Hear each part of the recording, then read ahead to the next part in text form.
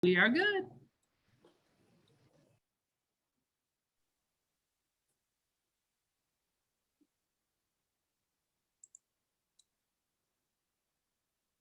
Hi, everybody. Welcome.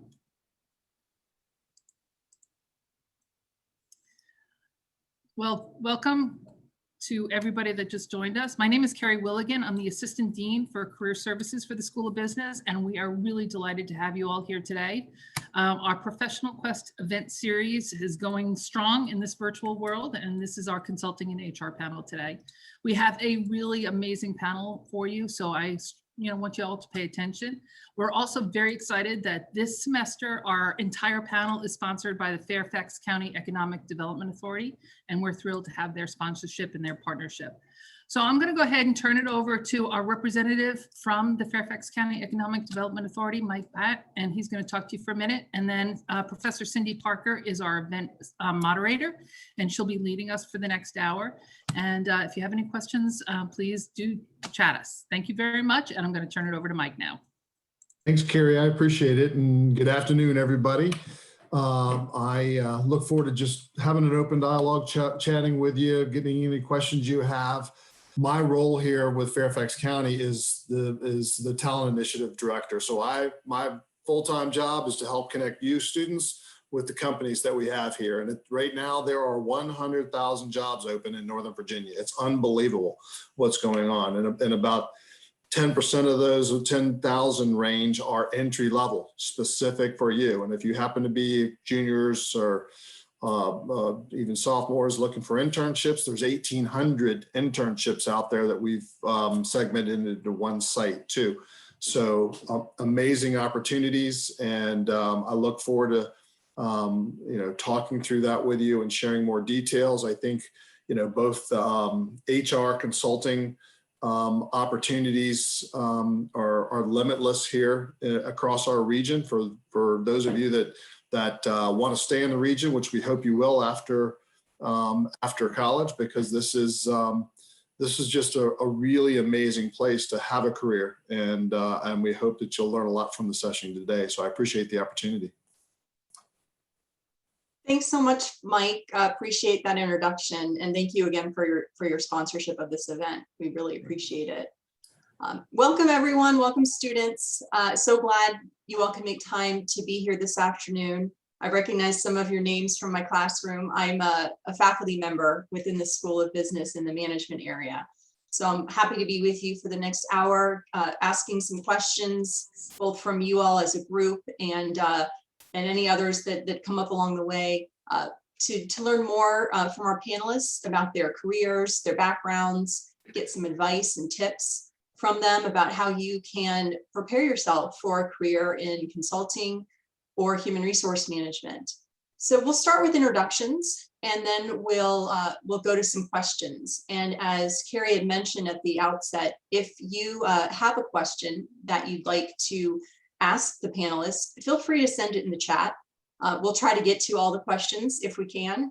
And we've already got a good start of questions, so let's get right to it. So I'll go around the room here and just ask each of our panelists to give a brief introduction and tell us a little bit about the career path you've had and how it's led you to your current role. And let's start with Brian. Will you start for us, Brian? Sure, thanks, Cindy. Do I sound okay? You sound great. Great, okay, so hi, I'm Brian Coughlin. I'm a Distinguished Solution Engineer at Salesforce.com, or Salesforce now is more commonly, more mainstream name. So if you're not familiar with Salesforce, we are a cloud software and services company that's worldwide. And I've had the pleasure of being there now. I'm in my 8th year here in Northern Virginia. Our offices are based in Reston and Herndon physically, although that doesn't mean as much as it used to these days. And I've had the pleasure of working my whole career in Northern Virginia, to echo what Mike was talking about, since I graduated undergrad from Catholic University in DC, and then went on to get my master's at Mason in computer science. Actually, what is it now? In 2014, I believe. So, whereas taking a course a semester, and eventually I got there. So, So I had a long experience with that at Salesforce as a solution engineer. I work with our customers to understand how Salesforce can fit for their business problems or challenges, and then actually try and make sure, assuming it is a fit, then I can present proofs of concept or demonstrations or do whiteboarding or whatever the level of detail they want to understand how Salesforce could work for them and what it would look like. Because Salesforce is not a one-size-fits-all product. It's quite the opposite. We use like a box of Legos often in our slide decks when we talk about what Salesforce can do for customers, because it's very bespoke for what they do. In particular, I call on federal agencies. So that's even another level of abstraction with that, because when you think of Salesforce, it's customer relationship management is our calling card. It's actually our stock ticker CRM. And yet we actually try and talk to members of our government and say, well, why don't you look at your constituents as customers? And the metaphor I always say is why, it's a bit of extreme, but it provokes thought, is why can't the DMV be more like an Apple store, right? Now, obviously, we're not expecting one to become the overnight or maybe ever be the identical experiences. But those are the kinds of things that we try and provoke in our at least in my customers in public sector. So I'll pause there because we have a lot to get through. But and that's just my latest career. We can go through history. We was talking about PBS and other places before, but that should be good. That's a great start. Thanks so much, Brian. Kurt, can you introduce yourself, please?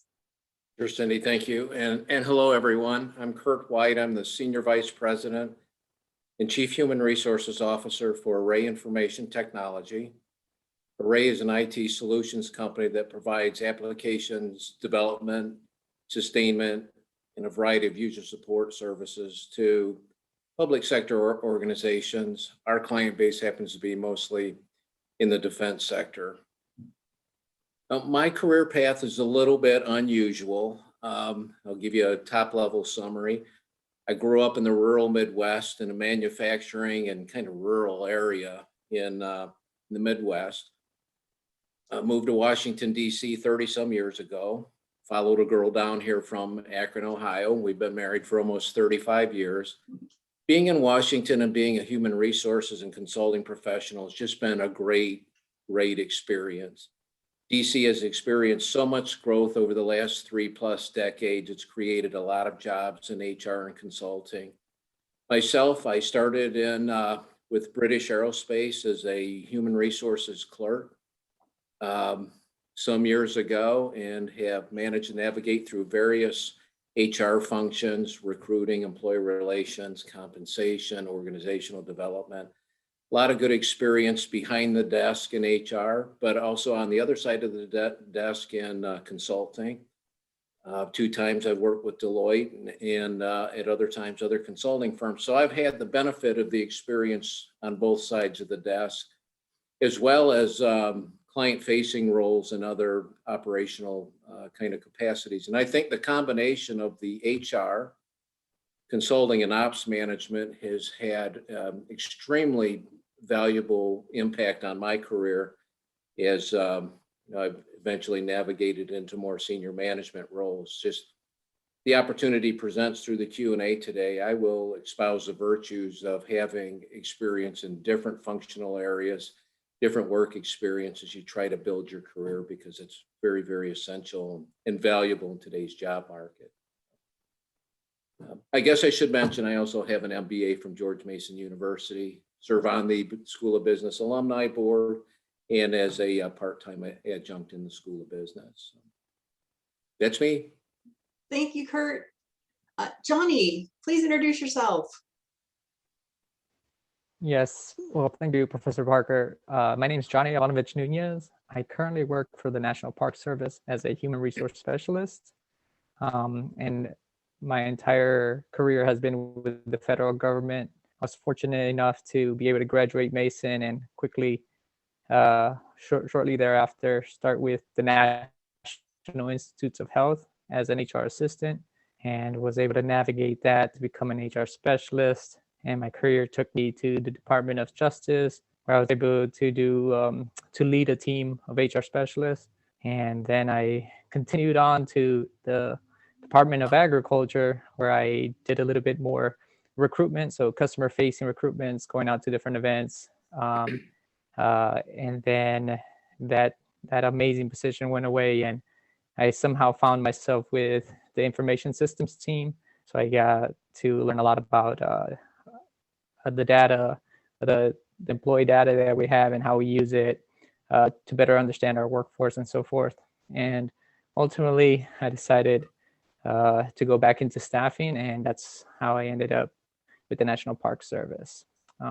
Outside of that, I would say everybody's correct. Your career is going to change, and all the different experiences that you'll get throughout it will help shape to ultimately where you end up. But for me, it's been great so far. Thanks, Johnny.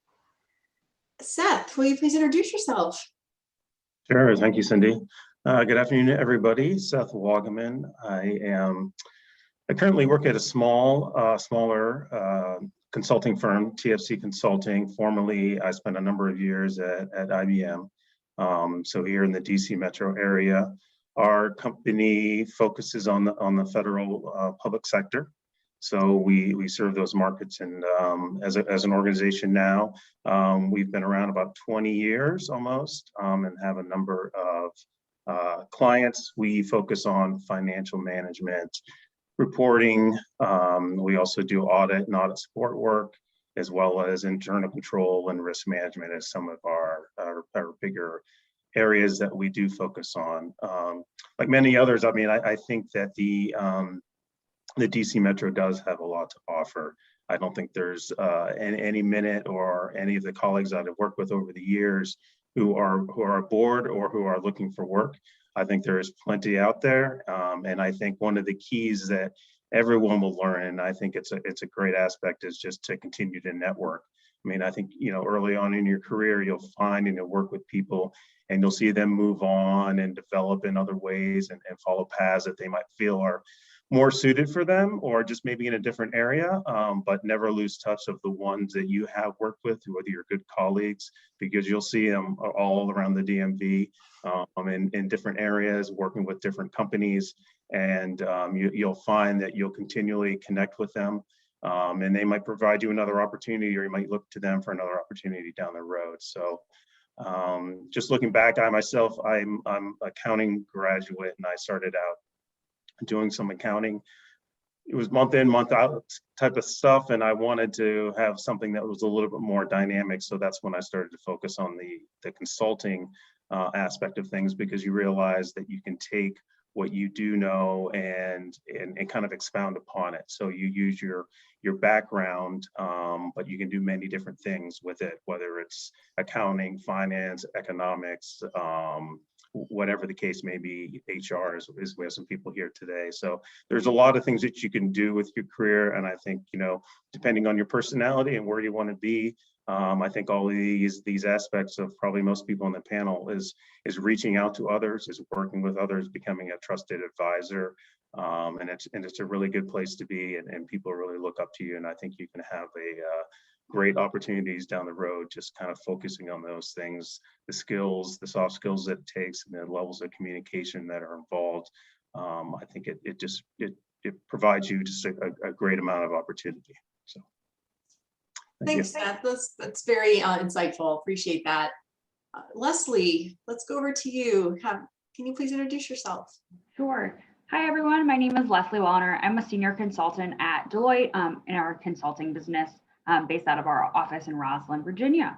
I've been at Deloitte actually for my entire career. So though everyone here has kind of talked about careers being nonlinear, in my experience, it's okay if they do end up being linear as well. Because sometimes you can just kind of end up in a great spot and really enjoy it. And there's nothing wrong with that. So in my role at Deloitte, I am in our human capital consulting business. So that's kind of merging both HR and consulting into one job. Specifically, I focus on workforce strategy for our government clients in both the federal government and state and local governments, primarily kind of helping them think through the future of work and the kind of broader implications that technological disruption and just the rapid pace of change that we're experiencing in this day and age have on their workforce, and how in turn they're going to kind of upskill and reskill their employees and get them ready for that future. I've had a great kind of career at Deloitte and have really enjoyed being here. And agree the DC area is a great spot to be. There's a lot of young professionals here, a lot of great opportunity for networking, and just a lot of great kind of different and varied career options. And I think it's a great spot to be. I've really enjoyed it. My 5+ years here in the region. Thanks, Leslie. Mike, can you introduce yourself? I know you already spoke briefly, but is there anything else you want to share about your background, your career path? Sure, I'll just share a little bit more. I'm actually a lifelong Fairfax County resident here. Actually got my degree over at Marymount University close by, but I actually spent the last 30 years in tech. I'd say my message I deliver as it relates to consulting in HR is I spent most of my career at Microsoft and just took advantage of the great stock retirement program the company had about a year or two ago. And I managed there for many, many years. And I'd say from a consulting and an HR angle, just as a hiring manager, I felt it was really important to have a strong collaborative relationship with my HR partners from every aspect from recruiting to career development.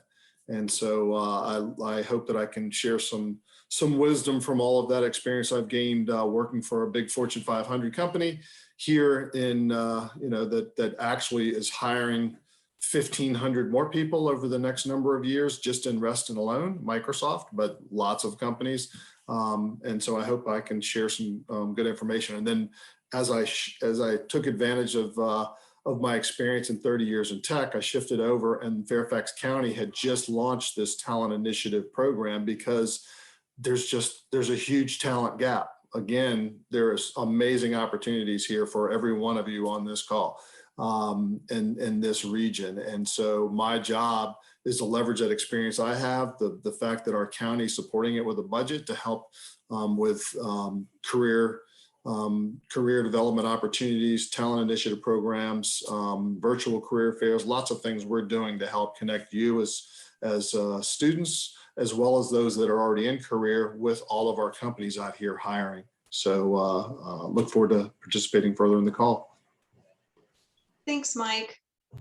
All right, so I wanted to move into some questions now. And one thing I wanted to share is that the students who are here on the call, they come from a variety of different concentrations within the School of Business, or perhaps majors outside of the School of Business. This session is open to really any student. But a lot of them are probably management concentration students, and our management concentration is somewhat broad, in that we prepare students to take on a variety of different career paths. Some become entrepreneurs, some are interested in being frontline managers, some are interested in HR or consulting. I'd like your thoughts on, if you think about maybe students you've interacted with or entry-level professionals, maybe people who have recently graduated that have maybe joined the field of consulting or HR. Why do you think people tend to gravitate towards the field of consulting or HR? How does that, what are the skills that or interests that lend someone to be effective in an entry-level role in the field? Any thoughts on that from any of the panelists? Brian, do you have anything to share, please? Sure. So my first job out of undergrad was at Booz Allen, consulting and contracting for the Navy and other parts of DoD. And so my background coming out of school was engineering, but I appreciated the idea of coupling that technology or technical expertise with interacting with people face to face and having new challenges brought to you sometimes daily, right, to solve their problems, and then also maintaining that relationship over time, so that it's not just about solving the problem, but also maintaining that relationship and developing it and fostering it, because not every day is, not every solution works great, or not every day is golden, right? So, so I appreciate, I still use a lot of those things today, even though I'm not in a traditional consulting billable role per se, but I actually do work that, often goes hand in hand with partners like Deloitte, like Leslie's company, because they do the implementations of Salesforce at the federal agencies and other customers that we call on. So, so that sort of consultative process is much broader than quote unquote the consulting field, in my opinion. Thank you for that. Any other panelists have a thought around the kinds of skills or background that tends to lead someone to be effective in this space? Kurt, what are your thoughts? Yeah, just a couple of thoughts on why people might enter the human resources field. I think I find very often that people who have an interest in helping other people like to enter human resources because it's seen as a field where you can be an enabler for people, whether it's for career growth and career development purposes and so on. So I think that's the initial catalyst why some people get into HR. But then I think they find once they enter the field, there's such a very expansive landscape of different opportunities to get involved in HR. If you're a highly analytical person, you might want to go into compensation administration and use those math and analytics and modeling skills to be a comp professional. If you're good at relationships and recruiting, might be a good place for you if you like to get involved in sourcing and recruiting talent. There's career development, which requires somewhat of a different skill set. So I think what happens is people enter with one perception of the field and then quickly find that it's a field that's segmented into different specialties, some of which have a uniform set of competencies or skill set that you find across all of the different sub elements of HR. And then others just require somewhat of a different skill set or different competencies to excel in that area. So the field continues to evolve, continue to take on new characteristics. It's a great field to go into for people who are comfortable with changing fields. But sometimes when you enter the field and you have one expectation and you find, goodness sakes, there's a lot of different opportunities here for me. Pick and choose from the portfolio of different functions that you can perform in HR. Really is a good field. Thanks for sharing that, Kurt. I'm personally attracted to the field for similar reasons. I think the variety of occupations within the field, within the discipline, are just so broad that I truly believe there's something for everyone and for every skill set. Seth, do you have anything else to add? Just I echo what Kurt and Brian brought. I think that people also get excited about the consulting field. They hear that there's opportunity to travel, and so when you're young and you can you come out of school and you can have different clients all the time, and you can kind of get involved, and nothing is really the same. So you're not necessarily going into an office and you're just going to sit there for the next X amount of years and do the same old thing. So I think that people initially get excited about that, and that can be part of it depending on the client and where you're located. So number one, that energy is great, but I also appreciate the energy, and especially from the recent graduates, of what they bring, what they've learned, the skills that they have, especially now when the universities, and I know George Mason's doing the same thing, when they're kind of adopting to kind of where we are in the world, and where the world and professionally is being transported into from data analytics and other things. And so, the kids are getting these additional skills that are really needed in the marketplace, and they can kind of jump right in and start helping us out. And they're fresh, they want to use it. And to us, that's exciting to be able to kind of hone in on those skills and use them and incorporate them into our daily, because as an organization, we're always trying to continue to evolve as well. Our clients are looking to us for solutions, for advisory. And so having that mindset of people who want to be able to bring something to the table and be able to be heard and to utilize some of those fresh skills. I think that's exciting, and hopefully it's exciting for them, as they look into these different areas of what they really can do. Great point, Seth. Leslie, what are your thoughts on this? Sure, I'll be brief, though I will say that's exactly what Steph said, is how you, 5 years flash by and you're still at Deloitte, that your first job out of college. The variety of projects that I've been able to work on have been one of the reasons that I've stayed, because you can switch, you're basically switching jobs, every year because you're on a new project. The thing I will say in my field, so it's HR consulting basically. The most effective kind of entry-level folks that I've worked with are those that can think critically and write well. I don't think any specific technical skill is something you necessarily need coming right out of undergrad. I think, you know, being able to think critically, be on a team and write well will get you really far. And if you need a technical skill, like learning how to use like Tableau or, you know, or Python or any sort of coding, those are things you can learn on the job, and that a lot of large companies will have programs to teach you how to do that if you need it. Like I studied international relations in undergrad, has literally nothing to do with anything that I've done in my career. But I think the value that I was able to bring is coming from an undergrad, from undergraduate and liberal arts colleges, that I could really think critically and write and articulate my thoughts well. So you don't have technical skills, don't worry. And I still don't. So you can make it far without understanding Tableau. As long as you can like have someone on your team who gets it, you're good.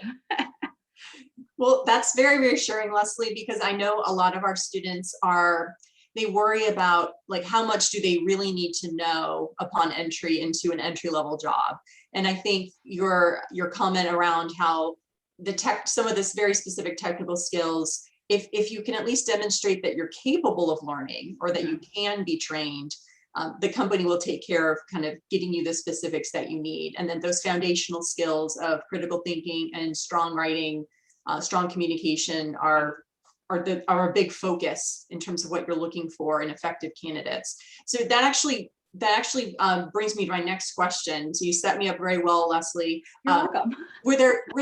In addition to what Leslie just shared, which she mentioned strong communication skills, strong critical thinking skills, are there any other skills or competencies that our students should really try to highlight on their resumes if they're trying to be attractive to recruiters who are hiring for entry-level consulting or HR jobs? We talk a lot to our students about tailoring their resume for the job they're applying for.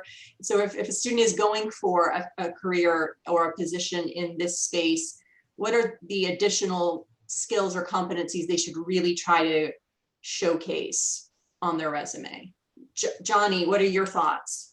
Yeah, so one thing within the federal government that I've noticed has been helpful, not just in HR, but in many of the other positions that we actually hire for, is students who have a strong or even intermediate level use of Excel. Just because when you get into the government, a lot of the stuff at first is like paper oriented. So anybody who can work with data, manipulate data, or use that data to tell a story or say something is extremely useful. And what I noticed very early on, just having a little bit of an Excel knowledge got me into high level meetings because my manager wanted me to hear what they were saying and somehow be able to take the data they were going to give us and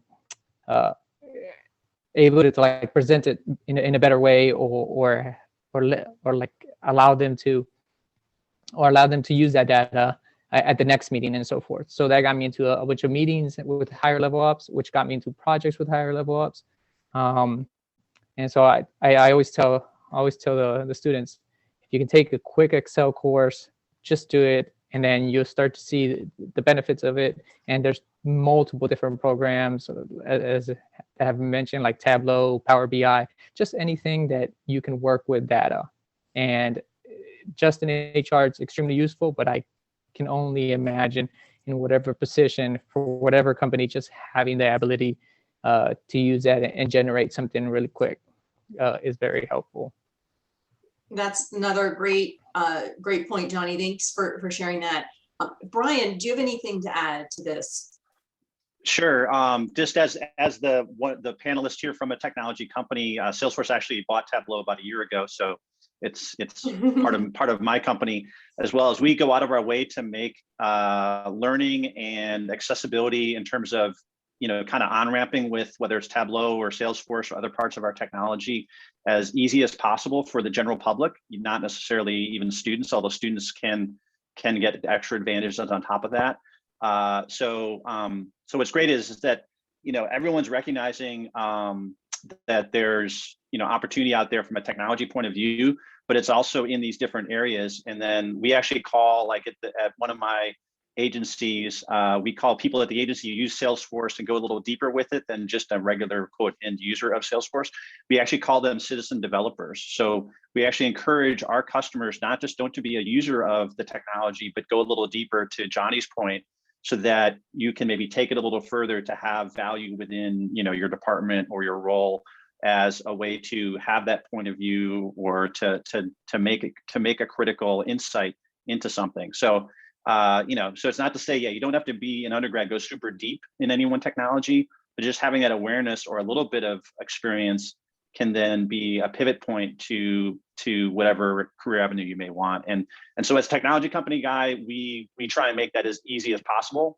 It's all relative, right? It's not that you're going to go to bed one night and be a Tableau expert the next day, but you can certainly get started on it. There's we have a thing called Trailhead at Salesforce. That's self-paced training that's completely free.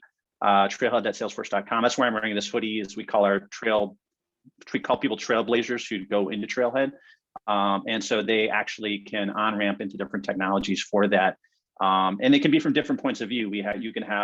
You can be more traditional, like software developer technology slant. You can be in marketing. You can be in consulting. You can be in human resources. So there's different areas you can take within the technology track too. So there's a lot of ways for people to find hopefully a niche that fits their interest. Thank you for that. Those are all great ideas and really important for everyone to keep, all of our students to keep in mind. So appreciate those comments. Wanted to transition to a different area. Many students on our meeting here today are nearing the end of their time at Mason and will be graduating this spring or perhaps this summer. And as I think we all can appreciate, this is a challenging time to be on the job market for multiple reasons. The pandemic, of course, has resulted in a lot of companies switching to very virtual or solely virtual recruiting initiatives, where even interviews are being conducted via Zoom. Job fairs like the one we have at Mason they're all virtual. It's not the norm, right? It's not what our students have come to expect or maybe even prepared for. So do you all have any tips, either from what you're seeing in your companies or just from what you know in the field, about how our students can best prepare to seek a job and obtain an offer in this kind of new environment with so much happening virtually? Any suggestions about how to best stand out or network, right, in this virtual space? Brian, we'll start with you and then we'll go over to Kurt. Sure. So I'm a big proponent of preparation and research.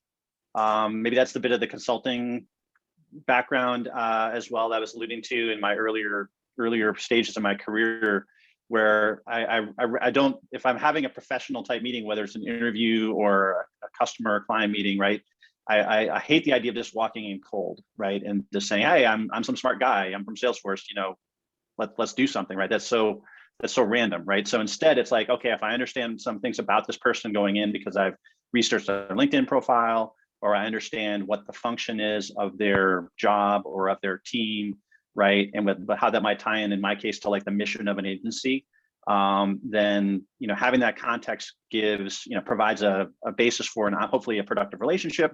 And then also as in an interviewing situation, right, will allow you to maybe develop a point of view about saying, oh, I understand the problem my hiring manager may face, or the challenges they're facing and what their job is about or what their company's trying to do. And you can have a point of view saying, oh, I have a skill that can help for that, or I have a idea, right? So, or I can ask a question that has some insight behind it, not just a generic question like, if you're interviewing Apple and you're like, oh, what are you going to do? What's the next iPhone going to have, right? That's not a great interview question, right? To an interviewee, or an interviewer. So anyway, with that research preparation, that gives you a much quicker way to strike up hopefully a productive conversation and allows you to differentiate as a candidate. Great ideas. Kurt, what are some of your thoughts for helping our students in this time?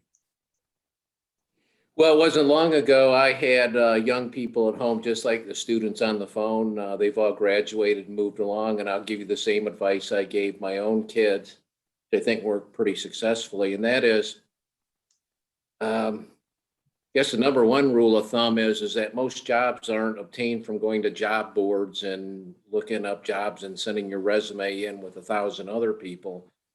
I mean, a lot of jobs are obtained that way, but best path you'll have to finding the right job for you is through networking. Most jobs are filled through employee referrals. Ours, no exception. A lot of jobs might be folks participating on the panel today, but in a lot of companies, the number of percentage of positions filled through referrals is often 50% or more. So who you know is really important. And someone said earlier, it may have been Seth, talked a little bit about networking and the virtues of networking. It's very important that you build your network. Always write down the names and contact info of people that you cross paths with. You don't have to be their best buddies, but keep the network alive and keep some kind of relationship with folks. So I don't want to go off on a 10-minute tangent there because we don't have time, but I can tell you, I've often told people, if there's one thing I've done right in my career, it's build a network. What a difference it'll make for you. When you go out on the job search process, use your network. I'll tell you the second rule that a lot of HR people wouldn't be happy for me sharing, but it's personal philosophy. When you're looking for work and you hear about a job that's open, don't be shy about trying to establish a connection with somebody inside the company that you may or may not know. I take calls from people. If there's somebody here in this population or others, have the courage to call me to say, hey, I saw a job advertised for X. I was just wondering if it's still open, or send a resume to me directly. I'm the kind of person that you'll get my attention. First and foremost, because you have the courage to make that a connection. Most people just won't go there. Secondly, it demonstrates to me a high level of enthusiasm and maybe a little bit of creativity. So I would just tell you, a lot of folks would say, don't go this route. Don't try to make a direct connection to somebody internally, the marketing head, the human resource recruiter. I'd say, don't listen to that advice, differentiate yourself and try to make that connection. So there's a lot of tips, but to me, those are two things that can really make a difference for you. You don't just want to go out to the job boards, and no one likes completing those applications, right? Those online applications are a killer. So use the job boards, but don't make them your exclusive search vehicle, because you're avoiding a whole lot of other potentially good sources. So it's my 2 cents. That's great advice. I mean, the worst thing that can happen is they don't call you back, or they don't email you back, but you make an effort, you try, you never know who might respond to you. Yeah, and I like to say, look, believe it or not, most people care. If most people want to help. If you reach out to somebody, most of us, believe it or not, we really want to help. We don't view the call as, oh, they're pestering me today, now what? I view it as, hey, there's somebody that might need a little bit of help. And look, it's worth my 5 or 10 minutes to see if I can make a difference.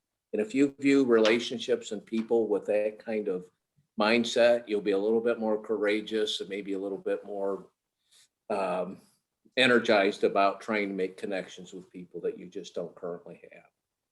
Anyway. Thanks. Thank you, Kurt. That's very encouraging.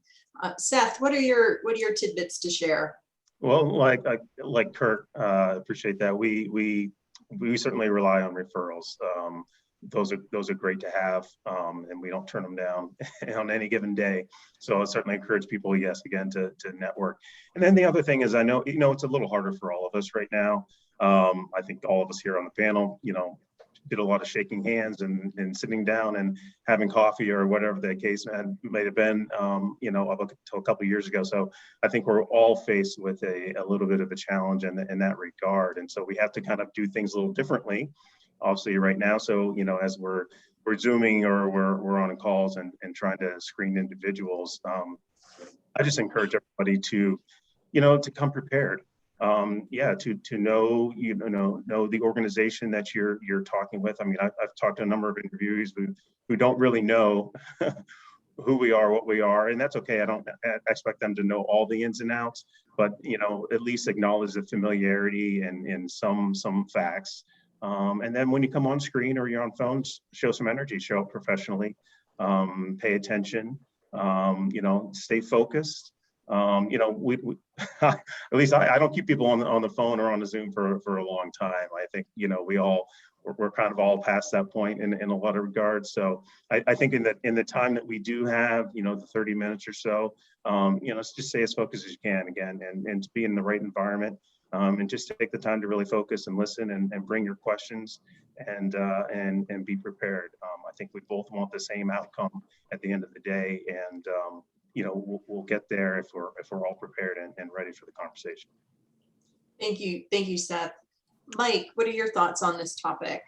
Yeah, I mean, just continuing on that theme and give you a couple other thoughts too. I mean, the networking, can't emphasize that more, what Kurt noted and just what you just heard. My entire career here was all through the networking. And even if you do go into a career fair, for example, and I'll put a link in at the end of the call here. We have one coming up with a number of companies here in the region, May 20th, after you guys, for those of you graduating, after you graduate, if you haven't found that job yet, and then for internships as well, possibilities. But if you go to a virtual career fair and you happen to get to a recruiter that says, look, I'm recruiting for this type role or that type role, again, on the theme of networking, say, oh, okay, that's great. But with my skill set, where I'm coming from with my degree, do you have someone that recruits for this? Or there's somebody you can recommend I talk to in the company for this type of role that I might be a fit for? Again, get a contact,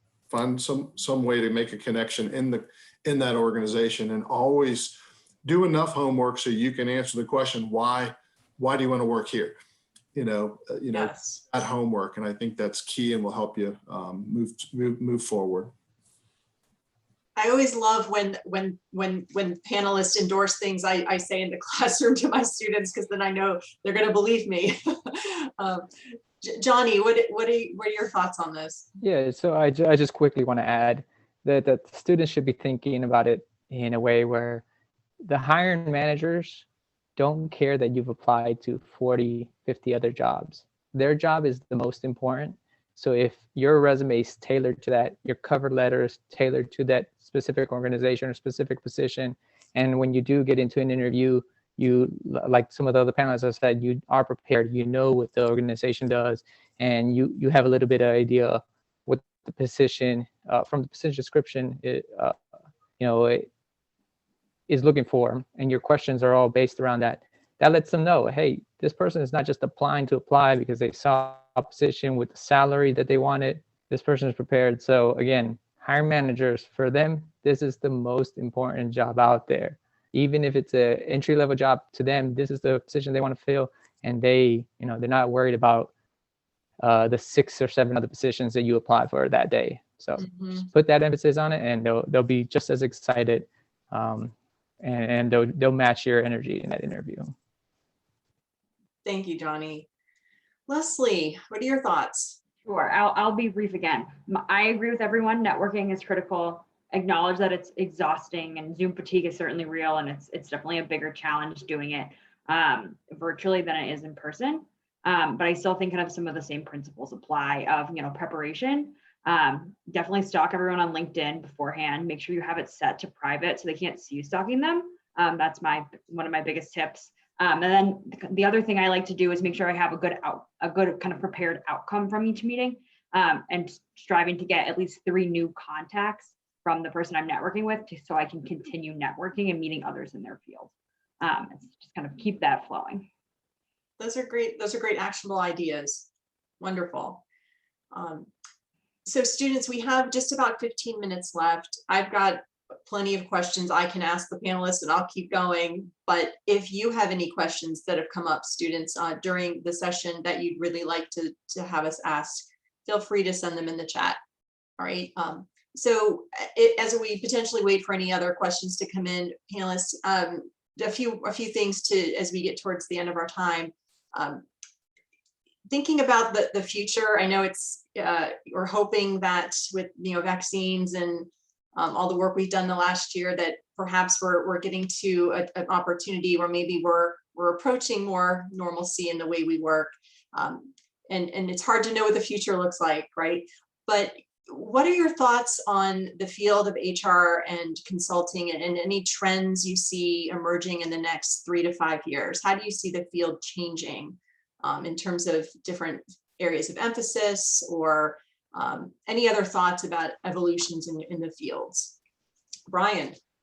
I'll just make one comment as the sort of the non-HR person here in terms of my real background, but what I'm noticing from Salesforce in terms of how we're positioning is that we're actually looking now very strongly at the employee's experience within a company as much as we are a customer's experience, because that also has a lot of value. And we also know that if employees are empowered with with good tools and a good culture and all the other things that hopefully make a good work environment possible, then they also tend to reflect that back out to customers, and customers have a better experience interacting with those types of employees. So I won't get into there's a lot of other nuance to that with COVID and other things, but Right. I'll leave it there as a good kicking off point for, I think, the other people who have more real HR experience than I do. No, that's a great brain. And Leslie, what are your thoughts? Sure. My first kind of thought around consulting is that I think business travel is probably going to shrink and be significantly less than pre-pandemic. Now clients have seen, over the past year that we're capable of delivering results and impact virtually. And so why would they pay for a team of consultants to travel every week and pay to keep them up in a hotel and pay for all their food when that's maybe not necessary? So I think there will still be some business travel, but not kind of in the capacity that it was pre-pandemic. So I think that's one kind of huge shift in consulting. The other thing I'll say is, a small plug for Deloitte. We publish an annual report called the Deloitte Human Capital Trends that looks at kind of globally how HR is changing kind of across industries. So if that's something you're interested in, I would check it out. But I agree kind of what Brian said, employee experience is a big topic, employee well-being, as well as kind of something that we've been hearing from a lot of clients is thinking about kind of the return to work strategy and what does an adaptive workplace look like, and how can you kind of keep the people who want to be remote, let them stay remote while having folks come back in the office who want to, and how do you kind of think about that broader strategy for how people go back to work? What does that look like? That will be interesting to see how companies adapt and what policies are put into place and how that impacts retention and engagement. Yeah, right. It's a challenge to engage a workforce remotely, and I especially think about our students. Many of them started jobs last May. Brand new jobs right out of college, working from their dining room tables, right? Instead of going into an office and meeting their manager and their coworkers in real time. And, maybe it'll be interesting to see how things change and whether that opportunity will become more available, hopefully.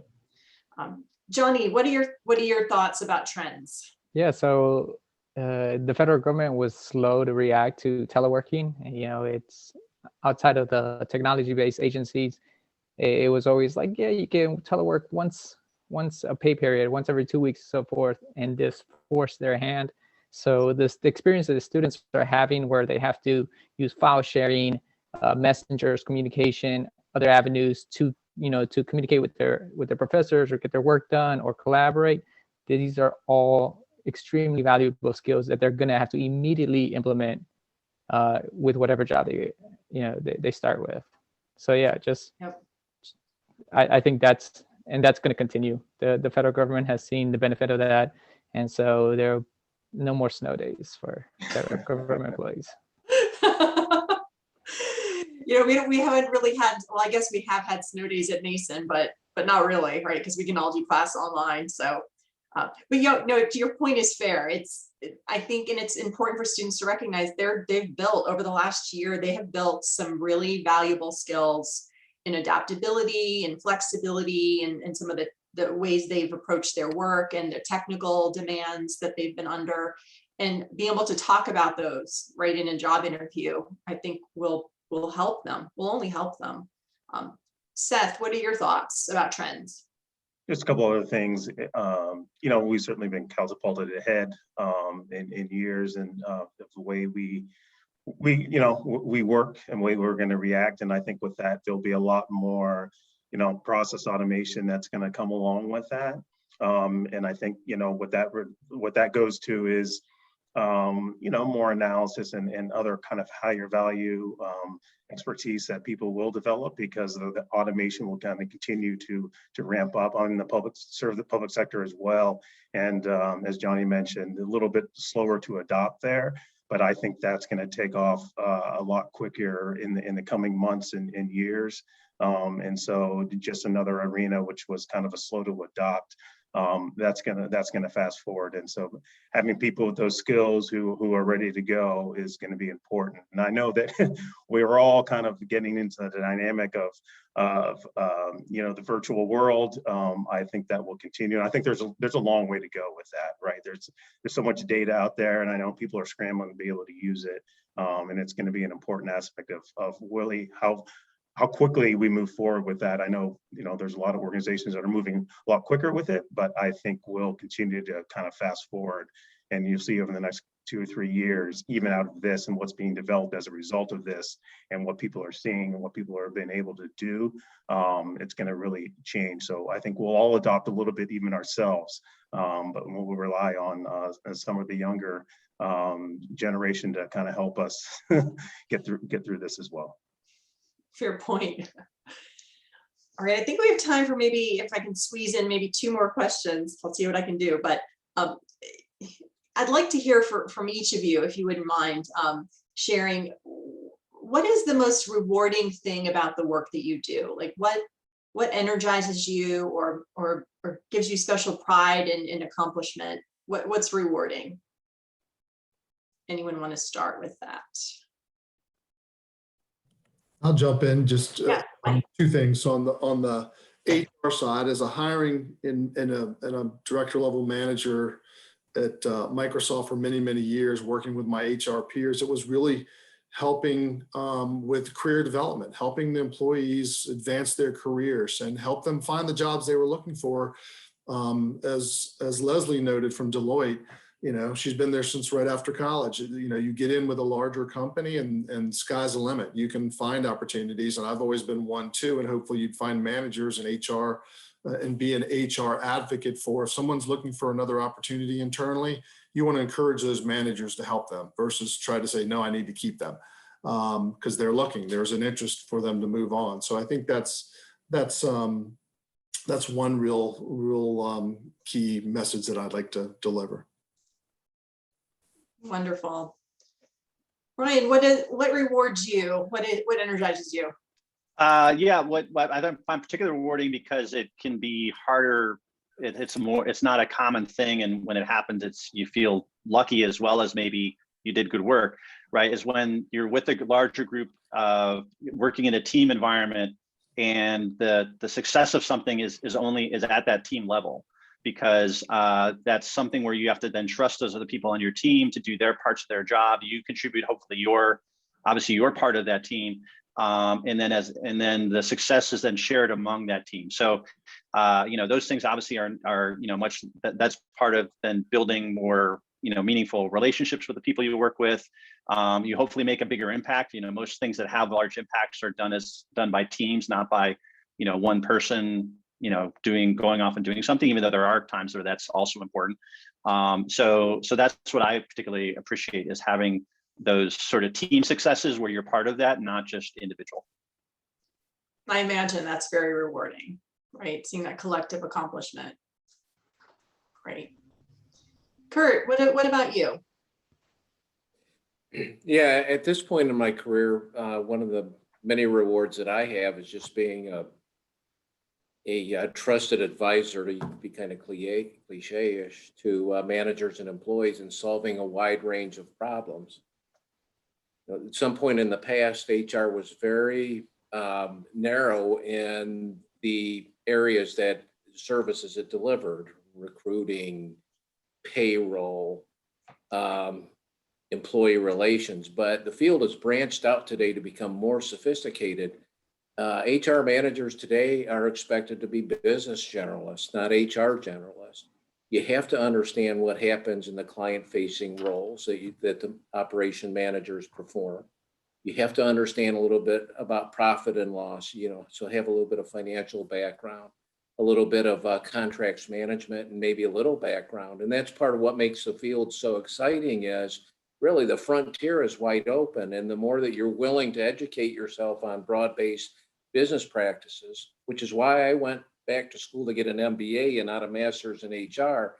I wanted that broad business knowledge. And it's been very helpful to me in providing support to the organizations that I work at and developing the kind of relationships where managers can come to me for a wide range of things. They're not profitable on a certain job. They're having difficulty with a challenge with a difficult client. There are issues getting a new task order approved through the contracts process. And to me, that's rewarding.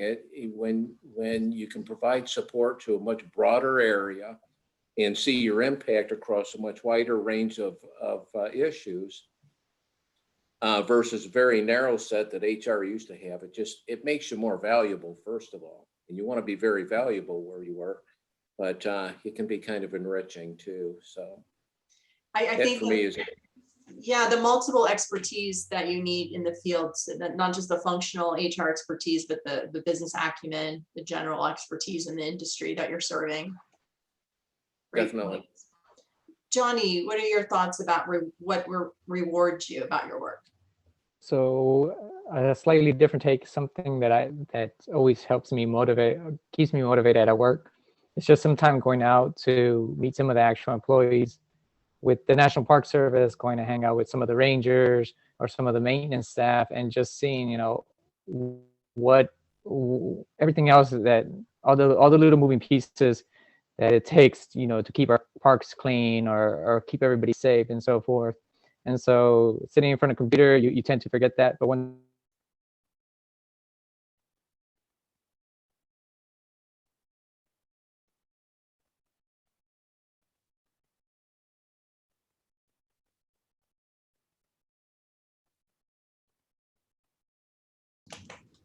did you guys lose me there a little bit? I think we lost you, but now you're back. Okay, like I was just wrapping it up, saying that it ties you back to the mission, spending that time with actual employees that are in the forefront. I think that's a great observation. I think some of these roles it's a desk job. You're doing your work, but getting to interact with the actual human capital, right, that you're influencing has to be rewarding. We have just a few minutes to go, so just as an ending question. Is there any last minute piece of advice or things you might want to share with our students, things you wish you knew at this point in your career or in your studies, thinking back to when you were perhaps about to graduate from college, something you wish you had known that you can share with our students to give them a kind of a head start? Johnny, do you have anything to add? Yeah, so just one thing I'm gonna say, all these entry-level positions, sometimes you'll see we need somebody with experience in this system or this program or something like that, and you'll be frustrated because you're in school, you don't have access to these systems and so forth. And how do you get around that? I would just say there's a bunch of open source free similar applications. So just an example for myself, I kept running into that problem of you need experience using a HR information system. So I didn't have that. I downloaded a free open source software, and then I just populated it with a fictional company. I was watching a show called Mad Men at the time, and I just populated with all the characters, added their salaries, their positions. So the next time I went into an interview, I busted that out. I opened my laptop and I said, here's my experience. I created a whole company. Look, I moved people around.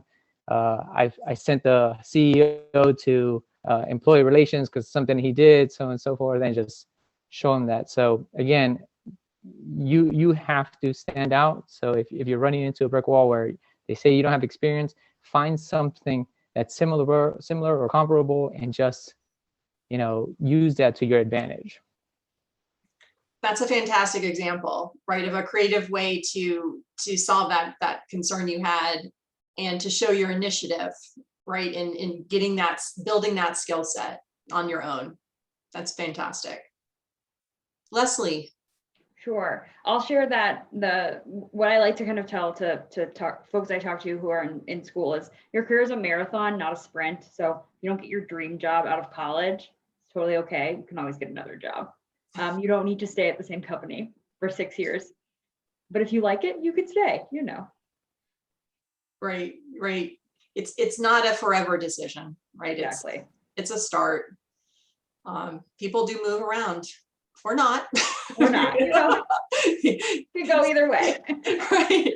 Seth, what is your last minute advice? Yeah, well, just again, like Johnny and Leslie said, you know, be creative. Certainly don't give up. And yeah, I've mentored and managed plenty of recent graduates, and I don't hold anything you know, against anybody who wants to move on or do something different. But you do have to start somewhere. And I know there's a lot of catch-22s out there, and you probably feel a lot of those a lot of days when you're kind of going about it and trying to get your foot in the door. But by being creative, by being persistent, by finding new ways, as Kurt mentioned earlier, even just by networking and making calls that you think are meaningless and you're just taking a shot in the dark because you don't know.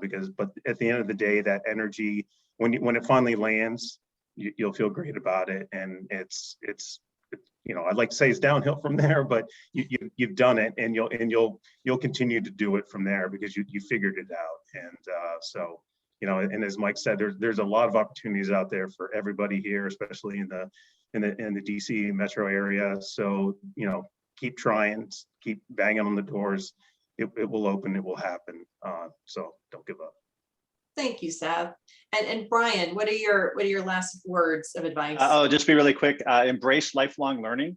You know, just because you're graduating doesn't mean suddenly you can kind of turn your brain off. Not that you should, but you know, if you're somehow set, you're going to keep learning new things as your career evolves, as you get new challenges thrown at you. And that's part of just any career path, but also the technology and the other factors like COVID, you know, circumstances change as well. So, you know, I think probably everyone here probably will say there's things you're doing in your job now that you didn't even know you would have had to know how to do maybe, you know, 3, 5, sometimes even 1 year ago, right? So Yep.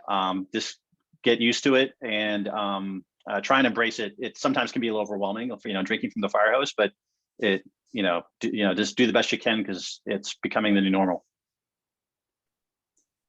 Well, wonderful. I think that wraps us up for the day.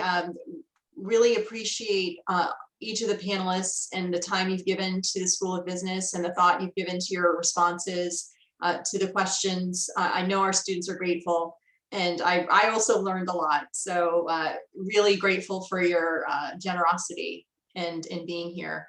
So thank you very much. Thank you. Very welcome. Guys, good luck. Have a good day. Yeah, you're welcome. Thanks, everyone. Thanks.